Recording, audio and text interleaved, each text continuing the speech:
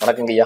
வணக்கம் மணிகண்டன் சார். எப்படி இருக்கீங்க? நலமா இருக்கேன். சனி திசை, ஓ சனி மகா திசை, அதை பத்தி பார்த்துடலாம். சொல்லுங்க. கண்டிப்பா பார்த்துருவோம். சனீஸ்வரன் ஈஸ்வரன் பட்டம் கிடைச்சதுல நவகிரகங்கள்லயே சனீஸ்வரன் தான் ஒருத்தர். இப்ப சனி கொடுத்தார் எவர் தடுப்பார். அவர் நல்லவரானாலும் கெட்டவரானாலும். சனி வந்துங்க 19 வருட கால தசை. சுக்கிரனுக்கு அப்புறம் முன்னுரிமை கொடுக்குற தசை, அதிக வருடம் உள்ள திசை சனீஸ்வரன் தான். அப்ப சனீஸ்வரன் அப்படின்னா எல்லாருக்கும் சில பயம் இருக்கும். நமக்கு ஏதாவது பிரச்சனை ஆயிருமா, ஏதாவது இழந்துருவோமா, ஏதாவது அவமானம் வந்துருமா, பொருளாதார இழப்பு வந்துருமா, இப்படியெல்லாம் பயப்படுறது இயற்கை சனீஸ்வரனை கண்டா. ஆனா என்னை பொறுத்தளவுக்கு அவர் ஒரு குழந்தை, ஒரு நல்லவர். அவர் திருத்துறத நம்ம வருத்துறதா நினைச்சுக்குவோம். அவர் என்ன சொல்றாருன்னா, ரொம்ப பேராசைப்படாம உன் வேலையை பார்த்துட்டு இருக்கிறத இறைவனை சரணாகதி அடைஞ்சு போயிட்டு இருந்தீங்கன்னா நான் உன்னை ஒண்ணுமே பண்ண மாட்டேங்கிறாரு. நம்ம ஆளுக்கு இது கேட்பாங்கிறீங்களா? ஆசை யாரை விட்டது? விடவே விடாது. சக்திக்கு மீறி வீடு கட்டிக்கிறது, கார் வாங்கிக்கிறது. எங்க அக்கா வீட்டுக்காரர் மட்டும் கார்ல போறாரு, நான் நடந்தா போறேன். என் தங்கச்சி மாப்பிள்ளை மட்டும் வீடு கட்டிட்டாரு, நான் சும்மா இருக்கணுமா? யாரு என்ன பண்ணா உங்களுக்கு என்ன?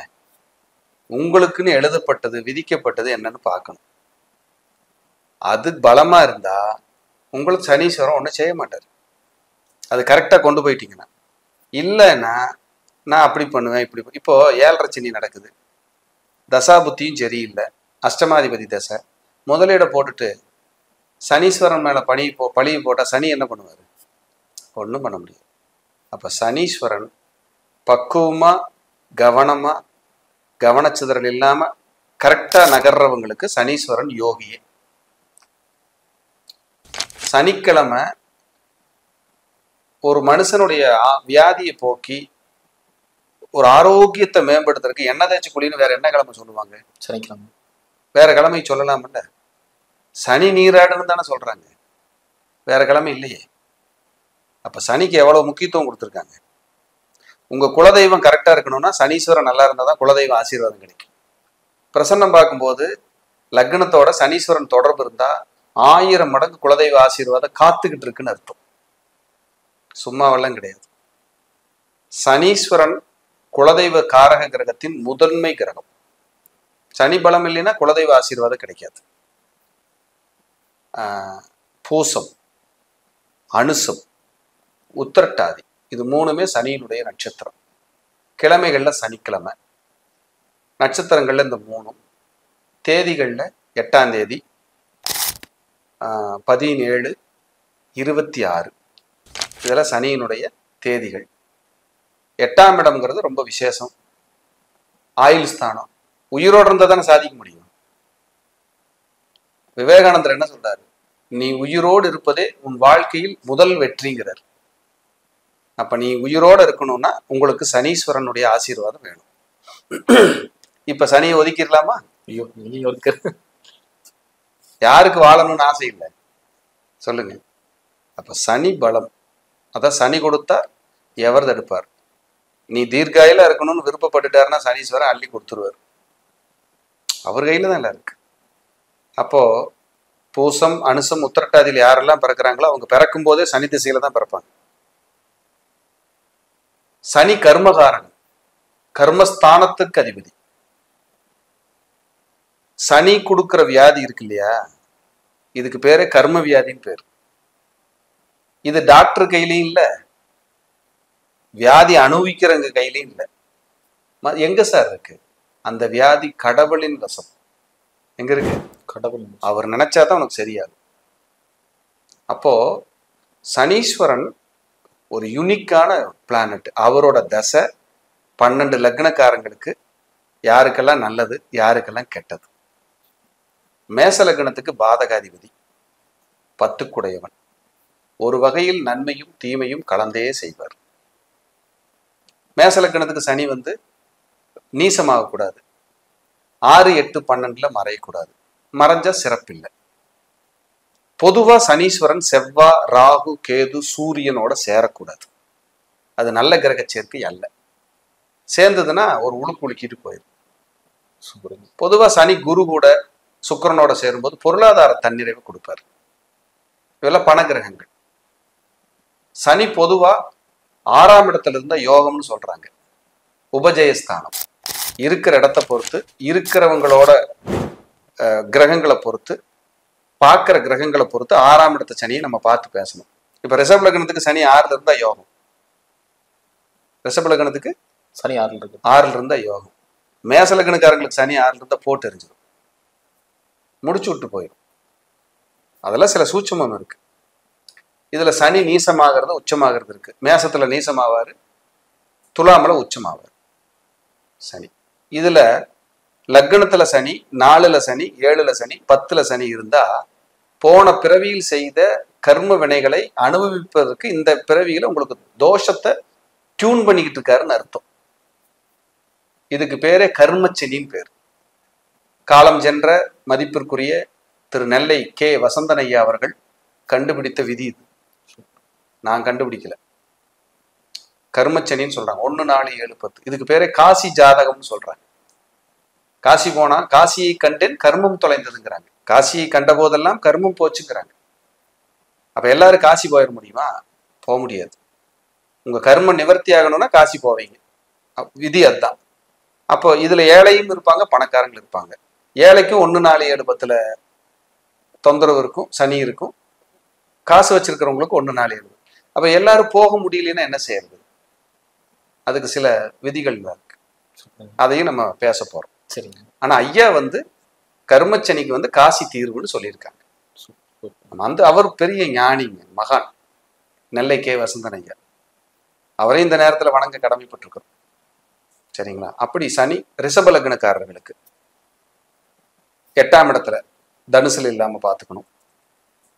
அதே போல ரிஷப லக்னக்காரர்களுக்கு 12ஆம் இடமான மேசத்தில் இல்லாம பாத்துக்கணும். இந்த 2 இடத்துல இல்லைனாலே பெஸ்ட். எங்க இருந்தாலும் பெஸ்ட். ரிஷப லக்னத்துக்கு சனி யோகாதிபதி. ரிஷப லக்னத்துக்கு மாதிரி சனி யோகத்தை செய்யறதுக்கு வேற எந்த லக்னத்துக்கு செய்ய மாட்டார். அடுத்தது துலாம் லக்னக்கு. அப்ப சுக்கிரனோட வீட்டுக்கு சனி வருங்க எவ்வளவு ஃபேவரபிளா இருக்காரு.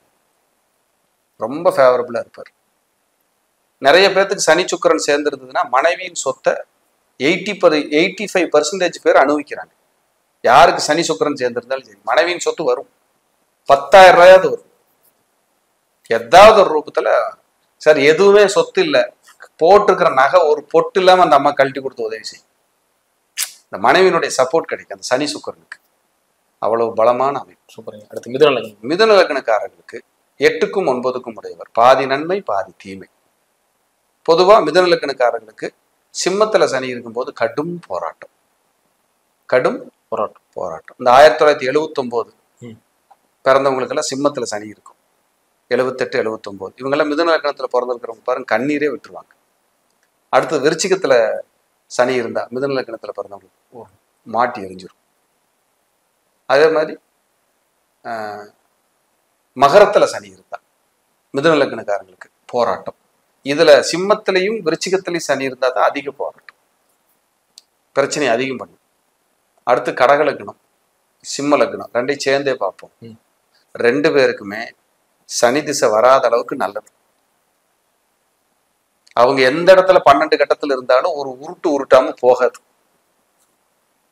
நீங்க எந்த பொசிஷனுக்கு வந்திருந்தாலும், என்ன வளர்ச்சியில் இருந்தாலும், சிம்ம லக்னத்துக்கு கடக லக்னத்துக்கு சனி நன்மையை செய்ய பிரயோஜனம் இல்லை, வீக் தான்.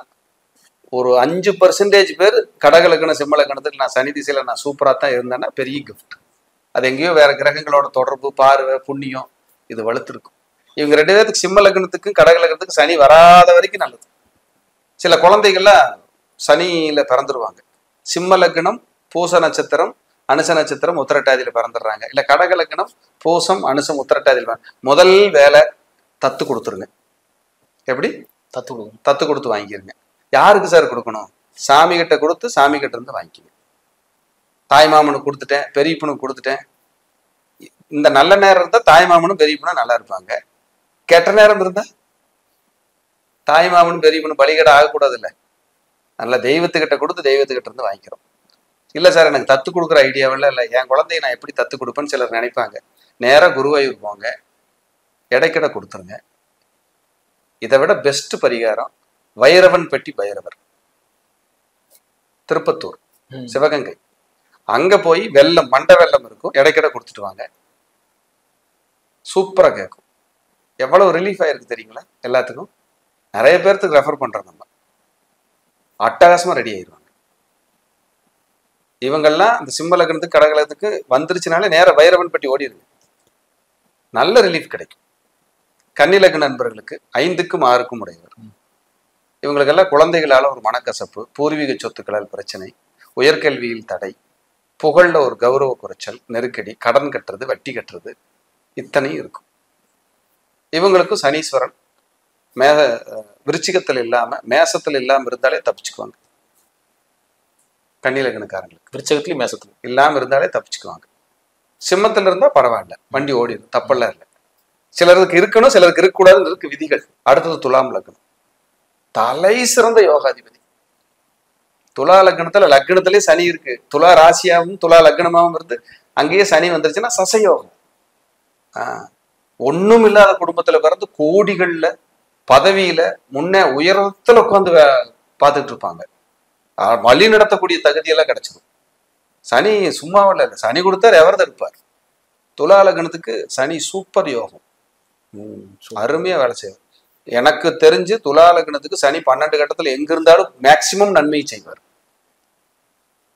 ஏன்னா 6ஆம் இடத்துல மறைஞ்சாலும் அவர் குரு வீட்டுல தான் மறைகிறார், 8ஆம் இடத்துல மறைஞ்சாலும் சுக்கிரன் வீட்டுல தான் மறைகிறார், 12ஆம் இடத்துல மறைஞ்சாலும் புதன் வீட்டுல தான் மறைகிறார். இது பாதிப்பை பெருசா கொடுக்கறது இல்லைன்னு சொல்ல வரேன், தொந்தரவு இல்லைன்னு சொல்ல வரேன். ஆனா மற்ற கிரகங்கள் யார் பாக்குறாங்க, யார் இணையறாங்கன்னு நம்ம பார்க்கணும். கண்டிப்பா அதை பார்த்தா நம்ம முடிவுக்கு வரும். அடுத்து விருச்சிக லக்னக்காரர்கள் சனீஸ்வரன், இவர் 50-50, நல்லதும் கெட்டதும் கலந்தே இருக்கும். எனக்கு தெரிஞ்சு விருச்சிக லக்னக்காரங்களுக்கு லக்னத்திலேயே சனி, மேசத்துல சனி, சிம்மத்துல சனி, மிதுனத்துல சனி இல்லாத வரைக்கும் நல்லது. மற்ற எந்த இடத்துல இருந்தாலும் தப்பிச்சுக்கலாம். இருந்துச்சுன்னா ஒரு போர்க்களம், போராட்டம் சனி திசையில இதெல்லாம் நடக்கும். தனுசு லக்னக்காரங்களுக்கு கடகத்துல சனி இல்லாத வரைக்கும் நல்லது, கடகத்துல விருச்சிகத்துல சனி இல்லாத வரைக்கும் நல்லது. அடுத்த ஆப்ஷன் 50-50, சிம்மத்துல சனி இல்லாத வரைக்கும் நல்லது. மற்ற எங்க இருந்தாலும் அப்படியே வண்டி ஓடிடும். மேசத்துல நீசமாவார். தனுசு லக்னக்காரங்களுக்கு 5ஆம் இடமான அங்க சனி இருந்தாலும் புத்திர பாக்கியங்கள் எல்லாம் தொல்லை கொடுப்பாரு. நீசமாயிடுறாருல, தனகாரகன் முயற்சிக்கான கிரகம் போய் அங்க நீசமாகுது, அவன் நல்லதை மேக்சிமம் செய்ய மாட்டான். தனுசுக்கு சனி 2க்கும் 3க்கும் உடையவர், 2ஆம் வீடு 3ஆம் வீடு. இவங்களுக்கு வருமானம் பார்த்தீங்கன்னா ஒரு ஆசிலேஷனாவே இருக்கும், நிலையாவே இருக்காது, ஏதோ ஒரு ஸ்ட்ரகிள் இருக்கும். இவங்களுக்கு சனீஸ்வரன் நீசமாகக்கூடாது, 8ல் மறையக்கூடாது, 6ல் மறையக்கூடாது, 12ல் மறைஞ்சா சிக்கல், அப்படியே ஒரு உலுக்கிட்டு தான் போகும். தனுசு ராசிக்காரங்களுக்கு நேர்மை, நியாயம், தர்ம சிந்தனை, மனிதாபிமானம் நிறைய இருக்கும். ஆனால் கம்யூனிகேஷன்ல கோட்டை விடுவாங்க. ஒருத்தர் கூப்பிட்டு சொல்லணுங்க, ஃபாலோ பண்ணணுங்க, அதை செய்யாத ஒரு லக்னம் இருக்குதுன்னா தனுசு லக்னம் தான். ஏன்னா தனுசு ராசி தனுசு லக்னம் இவங்க பண்ணணுங்க. இப்போ நான் உங்களுக்கு வர்றேன் சார் அப்படின்னா, எத்தனை மணிக்கு வர்றேன், இப்போ எங்க வந்துகிட்டு இருக்கேன், எத்தனை மணிக்கு ரீச் ஆவேன், இதை நம்ம பேசணுமா இல்லையா? கண்டிப்பா. எதுவுமே சொல்லாம நான் பாட்டுக்கு காலையில 10 மணிக்கு கதவு தட்டினேன்னா நீங்க தூங்கிட்டு இருப்பீங்க. ஏங்க சொல்லிட்டு வரலாம் இல்ல. இந்த கம்யூனிகேஷன் எரர் மட்டும் இவங்க மாத்திட்டாங்கன்னா எங்கேயும் போயிடுவாங்க, நல்லா இருப்பாங்க. அருமைங்க. மகர லக்னங்க. மகரம் சொந்த வீடு, சனியோட சொந்த வீடு. இவங்க பார்த்தீங்கன்னா எப்பவுமே சார் ஒரு அவேர்னஸோடவே வாழ்வாங்க. இவங்களை ஏமாற்றவே முடியாது, ஏமாற்றவே முடியாது.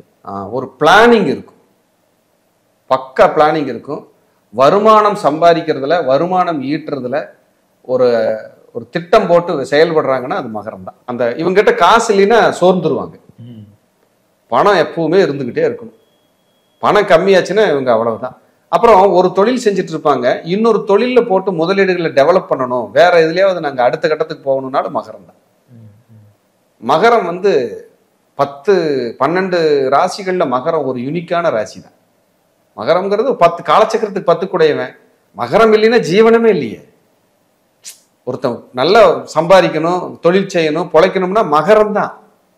மகர ராசிக்காரங்களுக்கு இயற்கையாகவே என்ன இருக்கும், தொழில், பிஸ்னஸ், வேலை, சம்பாத்தியம், வருமானம், இதே தான் கண்ணோட்டமா இருக்கு. எல்லாருக்கும் இருக்கும், மகரத்துக்கு கூடுதலா இருக்கும். ஒரு கடின உழைப்பு இருக்கும், கடின உழைப்பு இருக்கும், கொஞ்சம் நேர்மையாகவும் இருப்பாங்க. தன்மானம் ஜாஸ்தி.